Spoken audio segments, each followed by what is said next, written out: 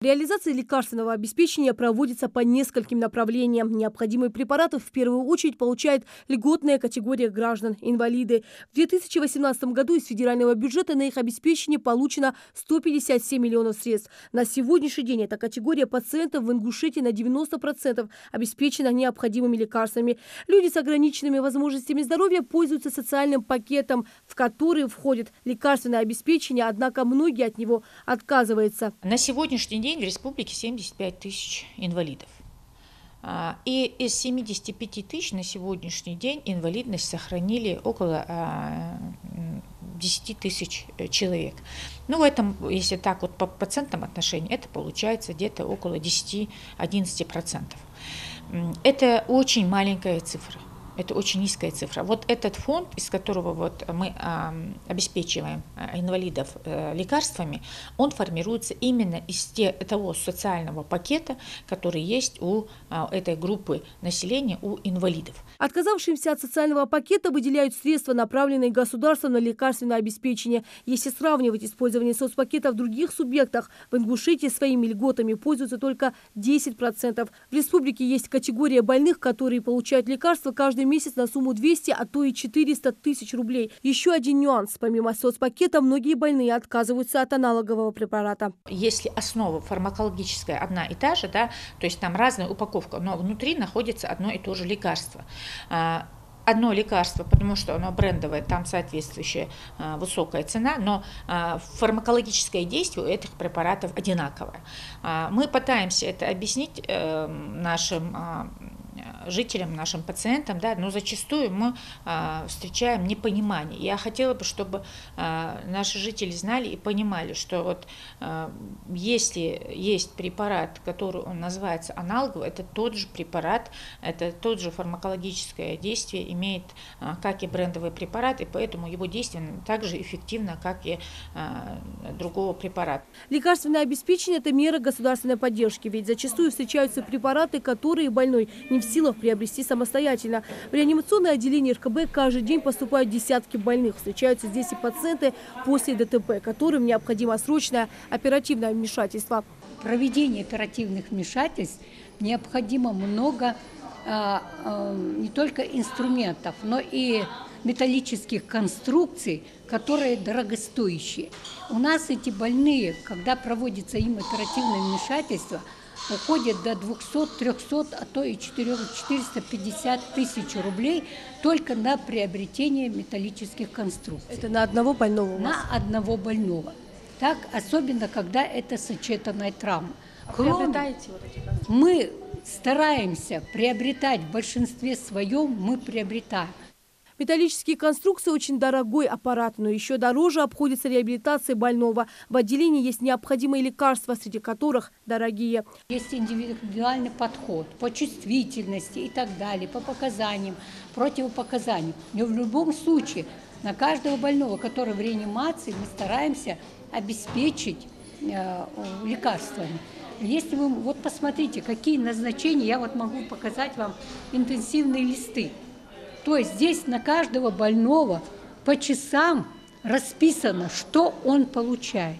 Необходимые лекарства хранятся в специальном кабинете. Старшая медсестра выдает их под роспись медсестрам. Вот у нас находятся здесь растворы. Так, здесь содержатся ампульные. Здесь все для того, чтобы делать инфузионную терапию, растворять.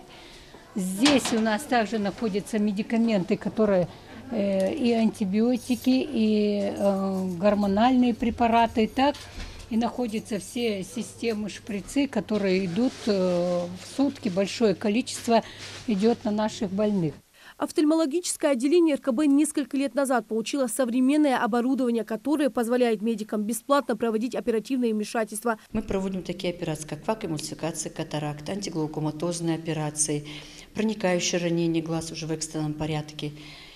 На такие сложные высокотехнологические операции, как вакуэмульсификация, нам уже около 6 лет в отделение поступило дорогостоящее оборудование, закупается ежегодно, ежеквартально даже расходный материал. На каждого больного обходится около 55-56, экономисты рассчитывали расходный материал на одну операцию по поводу факоэмульсификации. Отделение полностью оснащено необходимыми лекарственными препаратами европейского производства. Прежде чем подготовить больного на операцию, мы его полностью обследуем. И начинается уже детальное офтальмологическое обследование, где производится измерение глазного яблока, размер роговицы измеряется. И на компьютере мы подбираем индивидуально на каждого больного хрусталик. Диапазон хрусталиков у нас очень большой. Выбор есть и американский, и венгерский. На каждого пациента стоимость одной операции обходится около 56 тысяч. Туда входят не просто хрусталики, стоимость какая большая, но и вискоэластики очень дорогие. 17 тысяч, 17 500 в данном случае стоит один вискоэластик, 4 800 второй. Операция бесплатно проводится? Операция в Ингушетии уже в течение 6-8 лет проводится бесплатно. Помимо прочего, в Ингушетии есть и пациенты с редкими тяжелыми заболеваниями, которым жизненно необходимы дорогостоящие препараты. В нашей республике больных такими заболеваниями 24 человека. Если только обеспечить вот эти 24 человека, для них необходимо более 200 миллионов денег на 25 человек. В этом году у нас по федеральной программе есть такая программа по 7 нозологиям. Некоторые нозологии с этих орфанных заболеваний у нас по федеральному приказу добавились уже к этим 7 нозологиям. Вот 5 из 24 у нас уходят на федеральное обеспечение.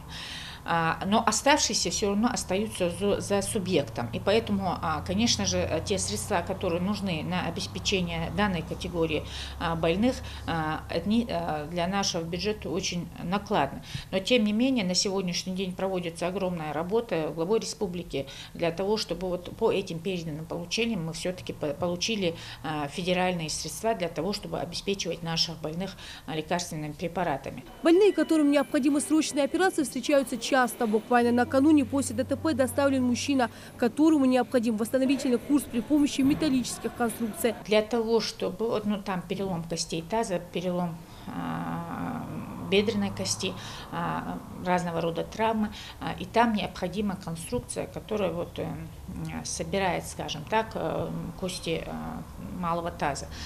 И для того, чтобы вот эти пластины, чтобы собрать вот этот малый таз, который имеет несколько переломов, необходимо расходного материала. Это чистый расходный материал, чтобы собрать вот эти кости больше, чем на 450 тысяч рублей. Это один пациент. Это мы не говорим уже о тех лекарственных препаратах, которые на него идут еще.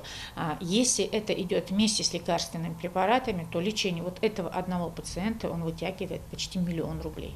Решение вопроса с лекарственным обеспечением в региональном Минздраве на первом месте. Рина Цычуева, Магомед Даскиев, Новости 24.